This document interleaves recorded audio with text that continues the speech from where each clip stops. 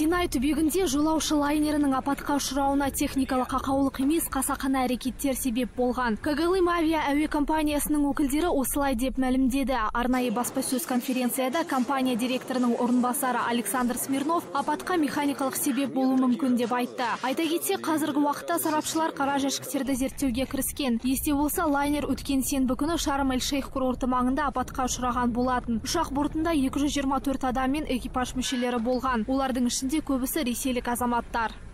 Мыңдаған мигрант Австрия және Словения шекарасына жиналды. Вена билігі баспана жетіспеуіне байланысты босқындарды тасымалдауды уақытша тоқтатуға мәжбүр. Махбибе жұбайы мен 2 баласымен Ауғанстаннан қоныс аударды. Ол 22 күн бойы жол жүрген, әрі ауыз су мен азық-түліктің жетіспегенін айтады. Бізге Австрияға жету оңайға түспеді. Осы шекарада отырып қалғанымызға ұзақ уақыт болды. Түнгі уақытта біз далада қонуға мәжбүрміз.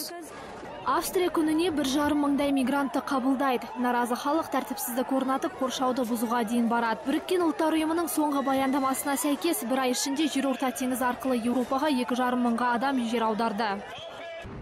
Грекия теңізшілері үкіметтің қатаң үнемдеу саясатына қатысты 48 сағаттық ереуіл жариялады. Мемлекеттің Пирей және өзге де порттарында жалпы Грекиялық теңізшілер федерациясы кеме қозғалысын тоқтатты. Кәсіподақ өкілдері варварлық саясатқа қарсы осылайша наразылық таныту керегін айтады. Олардың айтуынша, еңбек шарттарының бұзылуы, зейнетақының төмендеуі мен жұмыссыздық ахуалы үлкен дағдарысқа әкелді. Естеріңізге салсақ, бірнеше ай бұрын Грекия билігі халықаралық кредиторлармен қаржылай көмек бойынша жаңа келісімге келген еді. Егерде үкімет жаңа реформалар енгізсе, қаржы ұйымдар 86 миллиард евро бөлуді көздеп отыр.